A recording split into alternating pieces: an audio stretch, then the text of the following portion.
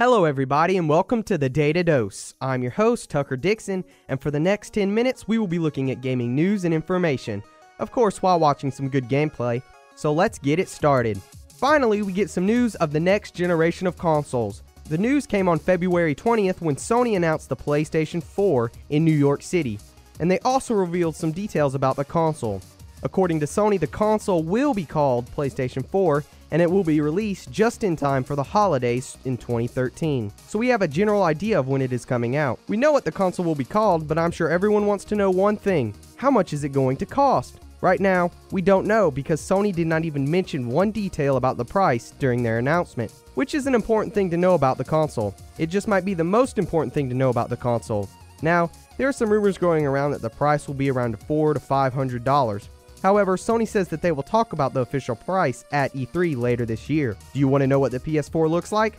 Well, so do I. Sadly though, there was not one prototype of the console at the announcement. There weren't even any pictures of it. I know the look of the console isn't the most important thing. I mean, we buy the console to play them, not look at them. Still, it is annoying for journalists and fans because we want to see what it looks like. The fact that Sony did not reveal what the console would look like or how much it was going to cost left something to be desired about the whole event. And it seemed like less of a debut than originally thought. Even so, that doesn't mean Sony did not give us something to talk about. First, let's talk about the specs of the PS4, which is very important. Our current generation with the PS3, Xbox 360 uses technology that is almost 8 years old now, but the PS4 will have various AMD computer products in it. AMD is a line of very popular PC graphics and computer processors. The PS4 will have 8 AMD Jaguar CPU cores with a next-gen AMD Radeon graphics engine. I know that sounds like a lot, but in layman's terms, your PS4 will have the same speed and graphics as a new PC. With this new PC graphics technology, you can expect that the console will be a heavily PC-based system, and the PC components will make it easier for developers to code games for the PS4 and PC. But keep in mind, the AMD Jaguar platform is by no means the fastest out there. Intel's fastest platform beats it by magnitudes. But still, the console will have amazing graphics, and the processing speed will live up to its name, and indeed be as fast as a Jaguar. And of course it will be any console we have now by a country mile. The console's amazing speed is mostly due to the fact that it has 8 gigs of memory. And 8 gigs doesn't simply mean it holds that much memory. This memory is only relative to the speed it operates. Sony said that with this speed you will be able to turn off the console and immediately turn it back on, then pick up right where you left off. If that is the case, then this thing will have some incredible loading power. Now, I know this sounds like a lot of techie mumbo jumbo, but the tech shows that this console will have outstanding capabilities, and it might just live up to its full potential. Obviously, the technical specs wasn't the only thing Sony talked about. Sony also covered the subject of social gaming. There will be social media built into the console on its own. That isn't anything special, but according to Sony, the PS4 will also allow players to actually stream games from the console. So let's say you're playing a game and something amazing happens. You can stop the game right there, record that moment of epic ownage, and then upload it to YouTube straight from the PS4. This will of course be a handy feature if it works correctly. Goodness, I hope it does, because I'm going to use the heck out of it. I think everyone else will too, because this is definitely going to be something gamers will like. Now, don't think you'll be limited to recording and uploading short clips. You can also stream the entire game while you are playing it. And while you're playing the game, friends can join in online and watch from their PS4 and chat with you as well. Do I even have to express why this is such a cool concept? If this thing works out, then you won't have to buy all that extra crap to stream a game. Now, doing all of this on one console sounds cool, sure, but it also sounds like it could be a bit weird as well. I mean, anyone from your insane Uncle Bob to your brother-in-law's evil cat Jimmy could join your streaming and watch you play a game without you even knowing it. This isn't confirmed, but there are rumors that say you can turn off all the streaming and social aspects if you want. It would be nice if that ends up being true, because sometimes you just want to play a game by yourself. I think the streaming and uploading feature of the console is a great idea, and I hope it works well, and of course it will be really nice if other consoles end up following that concept as well. A lot of the event was used to talk about Gaikai. What is Gaikai? Why, it's the streaming service used on the PS4. Gaikai is a cloud company that does many things for cloud services. However, in the case of the PS4, Gaikai services will focus on games. They said that they plan on making the fastest gaming network in existence. A bold statement, Gaikai. They also showed various examples of what they were going to do with the system and service. How do you feel about being able to play a game while you're downloading it? Yep, it will do that. How about using the cloud service to borrow your friend's game digitally? There is still one question. Will the console have a disk drive? After the event, Sony confirmed that the PS4 will have a disk drive. However, the main focus will be on downloading games via cloud service. It will be very similar to Steam on the PC. At this point, Sony seems to be headed down the road of reducing secondhand gaming.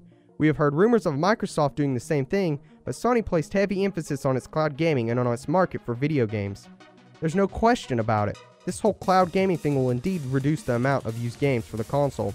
Backwards compatibility is still undetermined and Sony did not mention anything about it.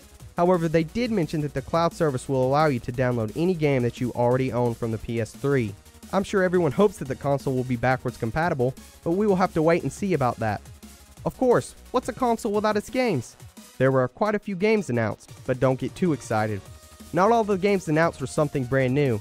Also, there was very little actual gameplay of the games shown.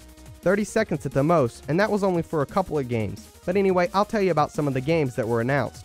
Deep Down, developed by Capcom, was revealed, and the game seems to be a fantasy game of sorts.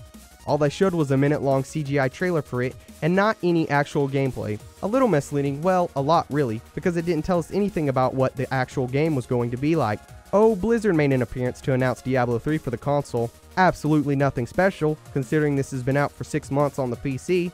The game will also, of course, be dumbed down for use with a controller, because let's face it, a keyboard and mouse has many more buttons than a controller, so the announcement of Diablo 3 was kinda lame. Square Enix came out on stage to mention an untitled game that is coming out sometime. I'm not trying to be vague, they literally showed up and said, yeah, we're making a game, it'll come out eventually. If I were to make a wild guess, I would say that it's going to be yet another Final Fantasy title, but once again, Square Enix did not even give us a general idea of what they're going to come out with. One of the more exciting games was Infamous: Second Son. I so want to play it. Of course, once again, all we got was a CGI trailer and no actual gameplay, but what I saw still looked amazing. For those of you who don't know, Infamous is a game where you play as a human with superpowers being hunted down by the government. I had an absolute blast playing the first two games, and from the looks of the third installment, I think I'm going to have a blast and a half playing this one. Killzone Shadowfall was also announced, and it was the only game announced that actually showed real gameplay footage. Killzone is a first-person futuristic shooter for the PS4, and it looks pretty good. I think it deserves a round of applause for simply being the only game announced that came with a lengthy gameplay demo. Watch Dogs was also announced, but that is nothing new. I mean, we already saw it in 2012's E3. Sure, it will be a game that's coming to the PS4, but other than that, we already saw all of it at E3 last year. To end the conference, Bungie revealed their game Destiny for the PS4. There was nothing new with this game as well because Bungie had already announced their game weeks before.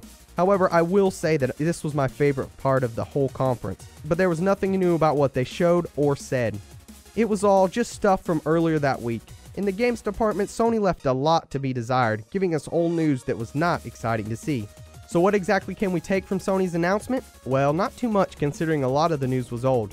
The simple fact that I did not see the actual console and still don't know the price of it made the whole thing a lackluster experience for me. On top of that, Sony spent a lot of time on social gaming, and for me that isn't exciting. If I want to play with people, I will, and when I don't, I won't. And in the end, it will be a gaming console, and I want to game on it, not use it to have a tea party with Mr. Gordy from across the street. Now don't get me wrong, that is a nice feature, but I'm afraid that Sony will place more priority on the social junk than the games for it. Now I'm just basing all of this off the large amount of time Sony spent talking about the social features. Hopefully it won't turn into that, but we won't know until it happens, if it happens. There are some things that I'm excited to see. Some of these things are how the console performs and how it streams. It will be awesome to have a console that is as fast as a PC, and it will also allow developers to make great games for it. This isn't a sure thing yet, but I'm going to guess that all of this new technology will pave the way for some new innovations in games. There is a lot of stuff that was either vague or simply left out, such as the price and what the console will look like. But don't fret, because E3 is coming this summer and Sony will definitely show more of the PS4 and the games. As we all know, anything and everything big in gaming is at E3, and I can't wait to see it. But now that Sony's cat is out of the bag, it will be interesting to see what Microsoft does. Will Microsoft wait until E3 to reveal everything about their next console, or will they reveal everything early? It would be smart for Microsoft to wait, because if they revealed everything at E3, they would no question take the entire week away from everyone else. Now that Sony has released their console information, it has started another console war. With console wars, we get innovation. Motion control is a great example of innovation we've gotten from console war. Thus, it will be exciting to see what Sony and Microsoft will do to top each other as the year progresses. That's it for this episode of the Data Dose. I was your host, Tucker Dixon, and we'll see you next time.